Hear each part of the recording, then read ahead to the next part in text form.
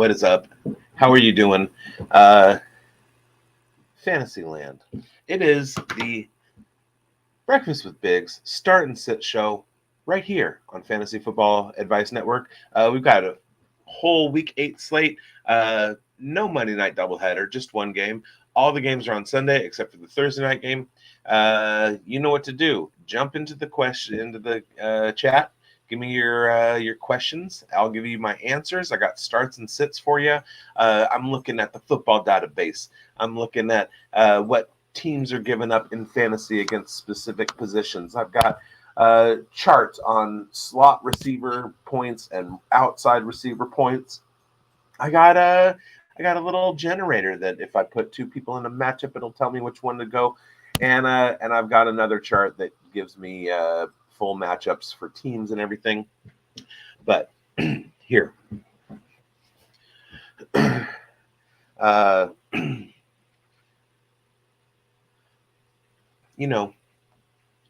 it's football. Give me your starts at questions. Let's go. I talked to somebody on Twitter last night, and they asked me a start sit question. Let me get to it real quick. Oh, there it goes.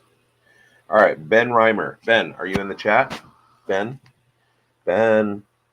you asked me start 2 in PPR. McMillan, Pickens, Shakir, Wandale, or Keon Coleman. Right, Ben? I said last night I'll give you Pickens, and then I'll give you one on the show. The one on the show, I'm gonna say Khalil Shakir. I just like his target share. I like the fact that Amari Cooper is opening up that offense. I'm a Jalen McMillan guy. Everybody who watches the Fantasy Forecast knows I've been pounding the table for Jalen McMillan for the entire preseason, just waiting on him to get an opportunity. Last week, the Tampa Bay Buccaneers lost Chris Godwin for the year with a gruesome ankle injury, and they also lost Mike Evans for a while, probably 3 to 4 weeks with a hamstring. He was dealing with a hamstring injury, and then he fully popped it on a touchdown that he should have caught, and that would have helped me out with my underdog props.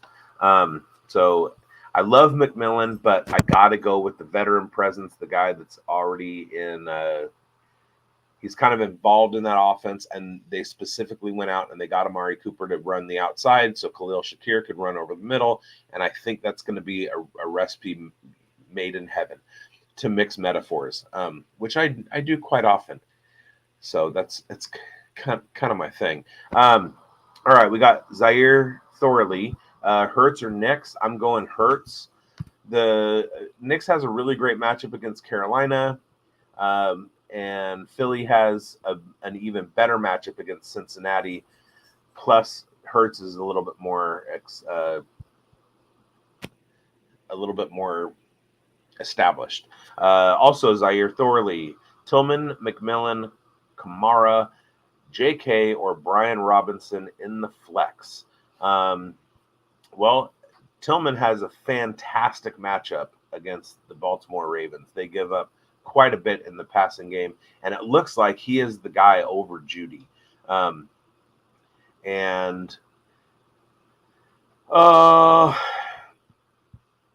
Robinson, good matchup against the Seattle Seahawks, but not great. Alvin Kamara, he's been banged up. We don't know what New Orleans Saints team we're going to be looking at, and the matchup against the Chargers is pretty bad. And then J.K. Dobbins, going up against the decimated New Orleans Saints defense. That's not phenomenal either. I'm going to backtrack. Sorry. JK has a fantastic matchup against New Orleans. So for me, it comes down to JK or Tillman, and I'm going to go JK. All right, you guys. And then Ryan Schweitzer. The questions keep coming. I appreciate it. Pollard or Hunt? Whoo! As a Raider fan, I gotta go with Hunt, just because the Raiders have the third best matchup, or the Raiders are the third best matchup for. Sorry, my mouth gets ahead of my brain sometimes. That ever happened to you? I'm looking at the Kansas City Chiefs. There we go. Okay. Hunt has a pretty good matchup. The Tennessee Titans are doing nothing, so I'm going Hunt. Kraft or Ferguson? Well, if you're a watcher of any of our shows, you'll know Mike and I got into a pretty big discussion about Tucker Kraft. And then we got the Dallas Cowboys against the San Francisco 49ers. Let's look at the database and find who's worst at this point. So we got Jacksonville gives up 8 points per game to tight ends. That would be your Kraft side, and then the Niners give up 5. So we're talking. Yeah, I'm going Kraft. All right, you guys. I said in my little tweet blurb thing that I'm going to share a secret cocktail recipe for you. I live in Northern California. This is used to be part of Mexico. I jokingly call it North Mexico because part of the same land and climate, all that stuff. Check this out. What you want to do is you want to get a bottle of Clamato. It's basically tomato juice. It's got a little bit of clam juice in it, corn syrup, jalapeno pepper. But I like the picante because the picante is the best for this recipe. So you want to pour out about 10 ounces. You want to see a little bit of white on the label inside. All right, you pop that top off, and then you want to take tequila. Now, this is Camarena tequila. It's fairly low end, which is great for mixing.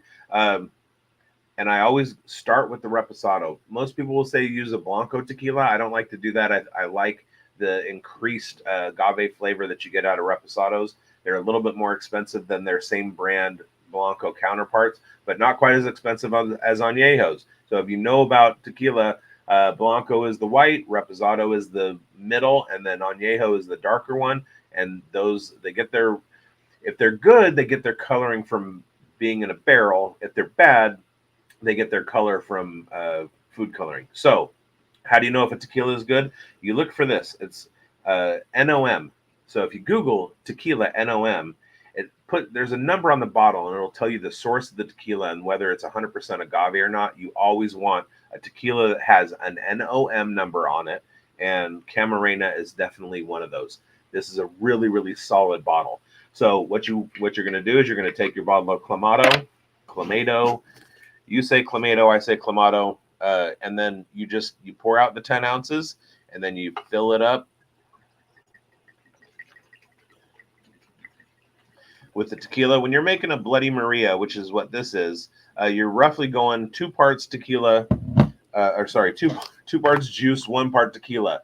So a standard recipe for 1 serving is 3 ounces of tomato juice and 1.5 ounces of tequila. So that's basically in a 32-ounce bottle. That's basically 10 and 20. So that's about it. Okay. Now, shake it up. You got yourself an on-the-go Bloody Maria. Perfect brunch drink. Stick a little celery in it. So good. All right. And that's Breakfast with bigz. Corey is interested in this tequila info. Yeah. Search on Google tequila NOM. That's N as in Nancy, O as in Oreo, M as in marijuana. All right. We got more questions. Starting Gibbs and Hunt. Okay. Then you should be good. I kind of like Gibbs' matchup in this one. I don't like Gibbs' matchup in this one. I don't like the Lions' matchup in this one. Tennessee's defense is tough. Minus 13 opponents' rushing yards per game against the average, and minus 40 in the passing game. I've had Jared Goff as a sit all week, but I think I still think you should be okay. And then Higgins and Chase. I heard Higgins is hurt. Let's go to the back computer and find the newest info on that. He's dealing with a back issue.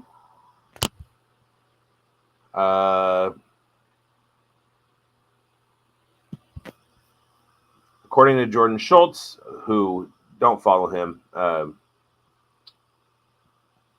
it's a quad. According to Jeremy Fowler, ESPN, so it's a little bit more reliable. T. Higgins quad is feeling better today. Team holding out hope and wants to see. That was yesterday. Kelsey Conway, I don't know who that is, but she tweets, as it stands right now, it doesn't look good for Bengals wide receiver T. Higgins and his chance to play today versus the Eagles after suffering a quad injury and practice on Friday. So Higgins got hurt yesterday. So I would be wary of that. Go with Chase. And let's see, Zaire, you had you were looking for a flex. I would put Tillman in that spot. God, I want to say McMillan so bad. Lewis Halper, do we think Debo's playing, or should I just play McConkey or Pop Douglas? I wouldn't play Pop against the Jets. And it depends on the game time. So we got 49ers and Cowboys. That's going to be an afternoon game. And McConkey is Chargers against Saints, right? God, I hate ESPN. What? Just keep your ESPN. Keep your tabs and your scores on the app. Like, keep them in the same spot. They switch around. So one day it's NCAA, and one day it's NFL, and then stop it. All right, Chargers and Saints is an early game. Oh, no. Chargers and Saints is a 105 game. Cowboys and 49ers is the night game. I would wait and see if there's an announcement on Debo and then go with McConkey. But unfortunately, it's not. That's a tough one. All right, Corey for flex. Ramondre, Ryan Robbins. Oh, I'm sorry, my throat's getting a little parched. I need to.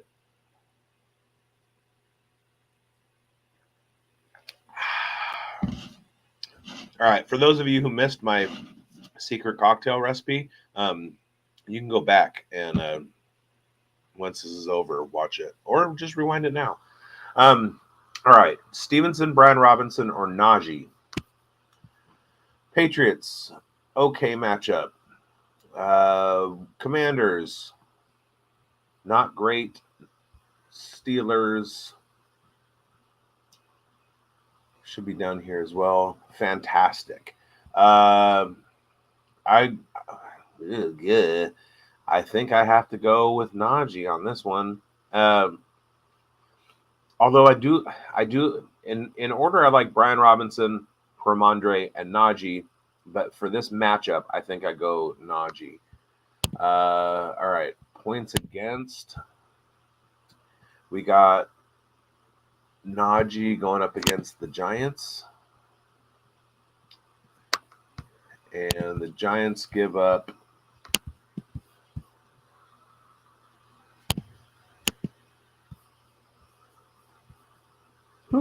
Waiting on the internet.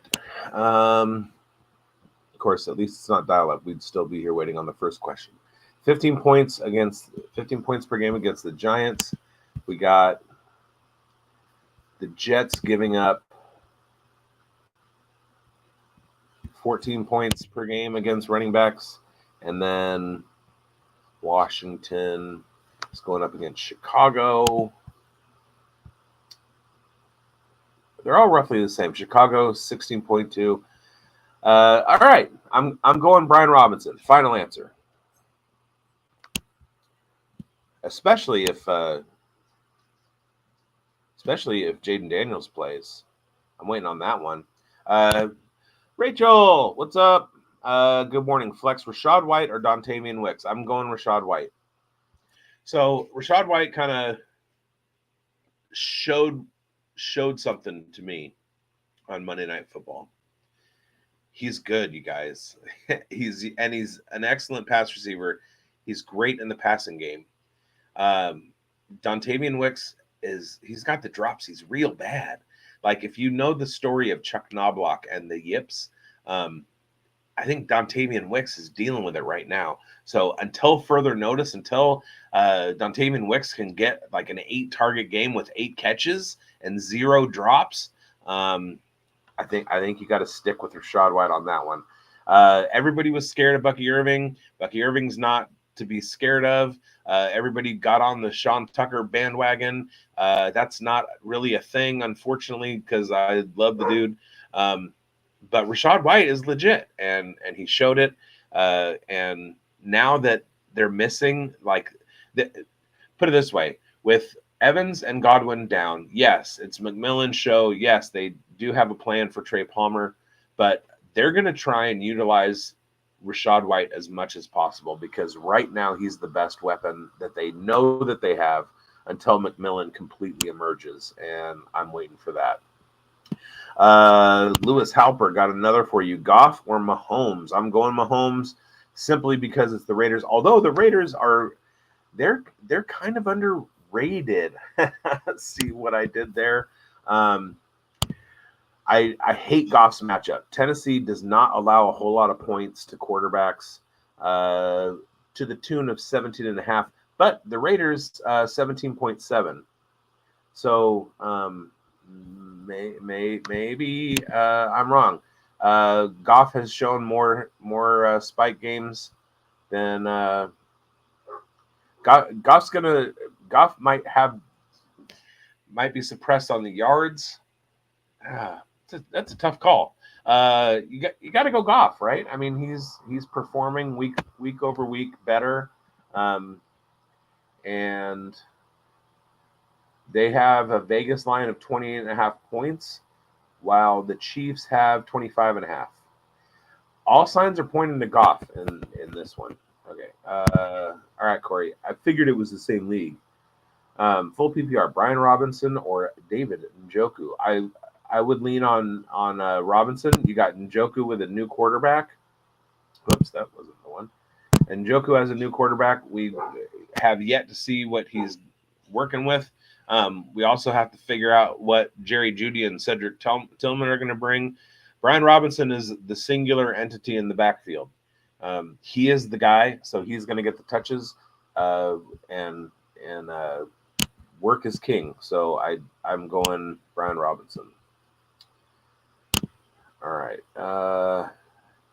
And that's it so far. We got about 10 minutes left. Again, Clamato Bloody Maria.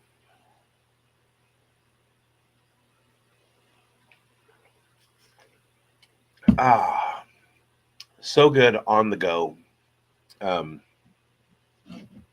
then if you want to take this and pour it in a pitcher, and then add, if you've got a couple friends for brunch, do this thing, pour out until you see a little bit of white on the label, then fill it with your tequila, shake it up, then pour it in a pitcher, and then add a 22-ounce tall boy of some kind of Mexican beer, Pacifico Clara or Modelo or something like that. And then you've got a michelada, and you can do all kinds of things. It's so good. It's fun.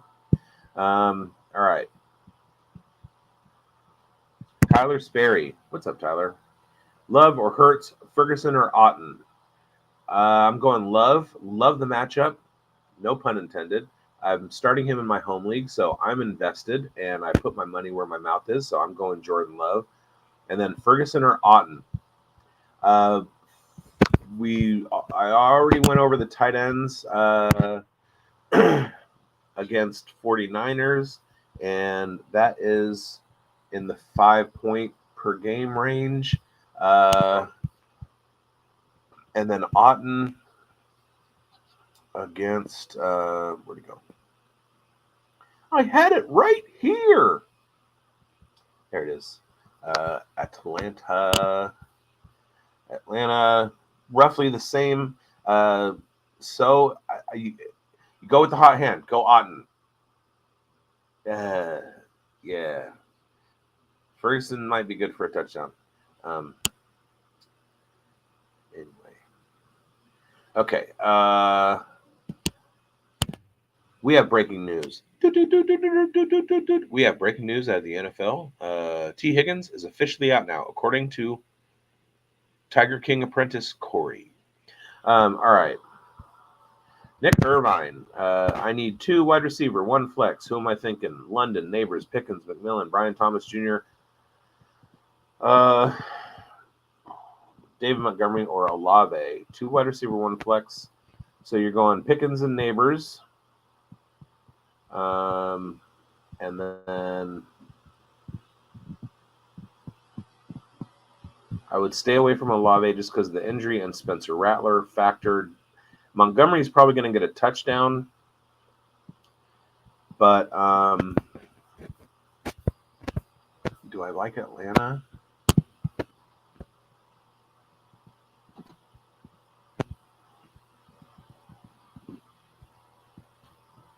Where'd they go? There it is. Yeah, I'm going London. I had some friends in a band called Lawsuit. They had a song called "Don't Go to London." It's under construction. Nick Irvine. So you're the guy. You're the guy on Twitter. All right. So McMillan, Tillman, or Michael Wilson. No. Arizona is dead today. So McMillan and Tillman. Those are your guys.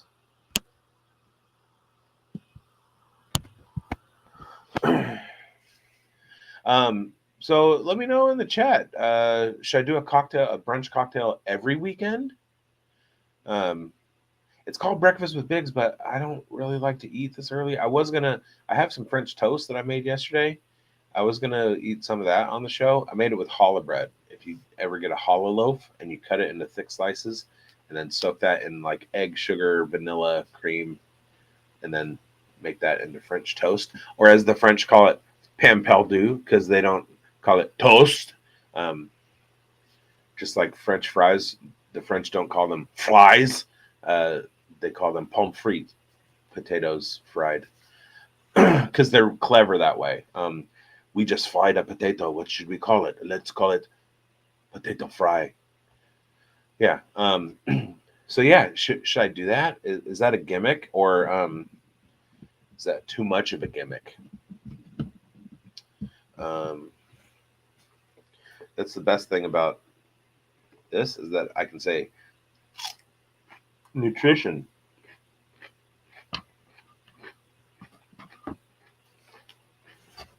Although, how much nutrition is really in a stalk of celery anyway? That's some good ass celery. All right. I told you to Google tequila nom. I'm going to do that. Tequila, N-O-M. You can go to a site called Tequila Matchmaker, and then you put in the nom. So I'm going to do that for the Camarena. $15.96. And it tells me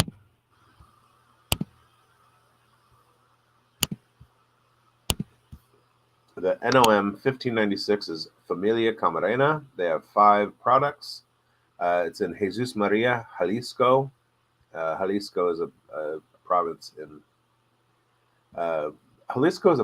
Mexico, and the major city there is Guadalajara. They use stone and brick ovens. They use a high-pressure autoclave. That's probably to make it go quicker. They use a roller mill and a diffuser for extracting the juice out of the agave. They ferment in stainless steel tanks with 100% agave, and they use a copper pot column still, which is good. They use deep well water. And of their line of tequilas, the Reposado has the highest rating at 76. Or I guess that's recent. So it's not too bad.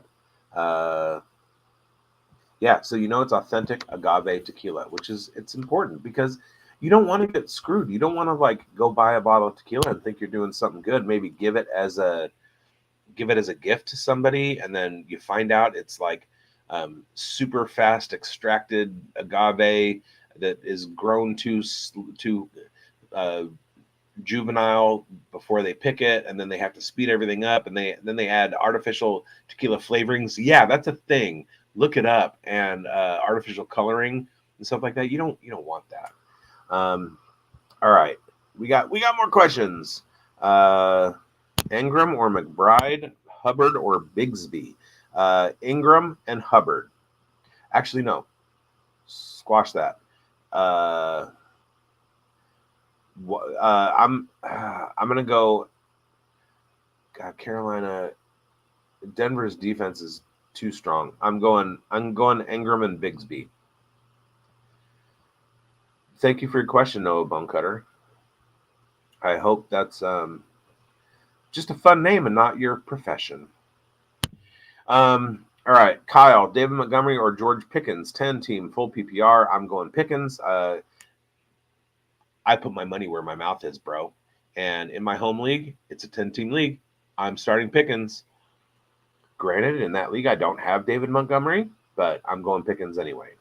The relationship between George Pickens and Russell Wilson blossomed last week, which was so nice to see, especially for us Pickens owners and Pickens flag bearers, which I am one. It was great to see, and I think it continues. I think it continues, especially this week against the Giants. He's one of the gods of boundary contested catches. David Montgomery, the matchup is bad against Tennessee. Their defense is really good, but Detroit's going to be on the field a lot just because their defense is going to take the ball away from Tennessee often. And Montgomery is going to, he could have a 2-touchdown day. He very well could outscore George Pickens today, but I'm going to go with the freaky upside of George Pickens, the relationship with Russell Wilson,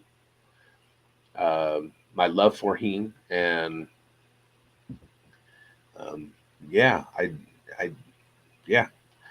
would go Pickens. All right, that's gonna do it for today, you guys. Unless there's one more straggly question, which I don't know. All right, so for those last of you that saw my tweet, I promised a secret cocktail recipe.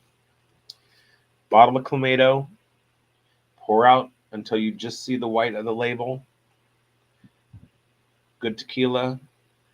This is a good cheap tequila. Camarena is a good cheap tequila. $20 a bottle. It's way better than Cuervo, whatever.